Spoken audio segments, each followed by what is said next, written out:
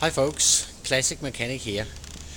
I posted a little video from my workshop yesterday and I did it in Danish. I got a few requests about I could do it in another language so more people could understand.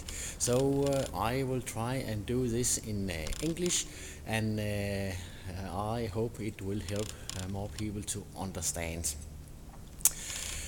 Right now it is February here in Denmark. It can be fairly cold, and it is in the moment blowing and snowing, and as you can see in the background, it is a beautiful day.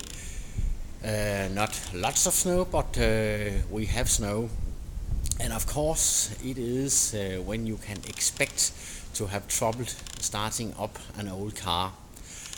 I will show you my way to jumpstart a car with a nearly dead battery.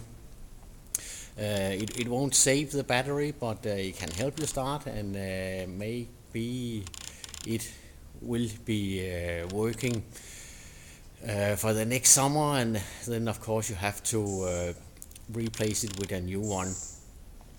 But I will try and show you.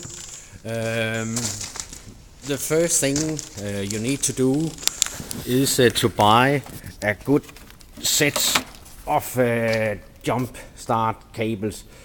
If you buy the cheap ones, thin ones, maybe even made of aluminium, you will get trouble getting enough power through them to jump start a car. But I have a Toyota here, a car which starts, as long as there's power on it, starts each day, every time, no matter what.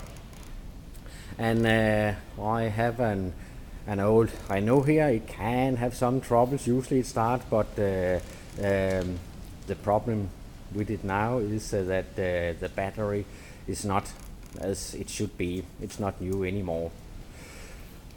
But for coming back to jump starting the car, this can be a little tricky because I have the camera in one hand and I have to work with do the work with the other hand. But what you do is you take the positive cable and put to the positive point of the battery on the donor car, and you take the other end of the positive cord, it's here, and you put that on the positive point of the battery on the dead car, on the dead battery. I'll just try. There it is. Positive to positive. Then you take the negative cable and you put it on the negative point to the donor battery. Okay, it has to be tightened up, I can see. I'll do that. Negative on the battery on the donor car, and you will put it the other negative end. You won't put it to the battery, but to a good chassis point on the car. It wasn't very good, so we can do it down here. Here it is. Yep, the negative to the chassis on the dead car. You do that because if you put it on the negative point on the dead battery, it can make sparks. It can be rare. It does it, but if it doesn't do it right, and if it makes sparks, you can make the battery explode because it contains explosive gases. Now the car should be ready to start. You can be in a situation where the dead car, where the battery on the dead car is very dead, and a little trick for that is that you leave the cables as I have shown you, and you will start up the donor car. You will do that, I will do that here.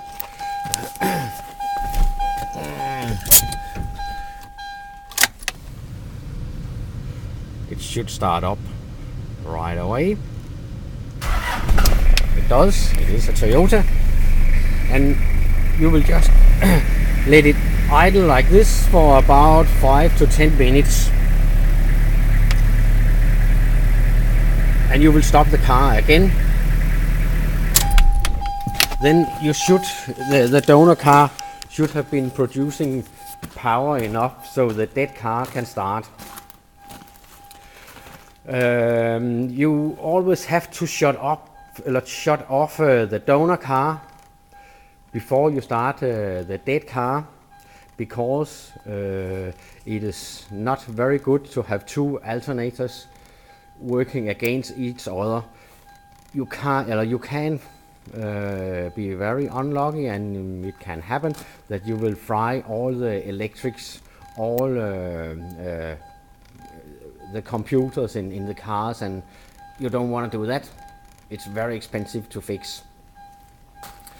Another thing is, when you are doing this, always well, if it is dark, if it is in an early morning and it is dark, make sure to have a torch with you, and make sure, it is very important, plus on the batteries, and minus on the donor car to the chassis on the dead car. If you swap them around, you can almost be sure you will get a lot of sparks, and you will fry the electronics, and it is definitely something you don't want to do, so don't ever mix up with that.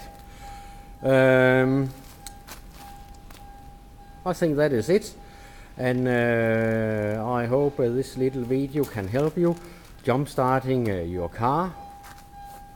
And I will say thank you for watching this little video, and just take a picture over the fields here in the beautiful weather. Thank you for watching.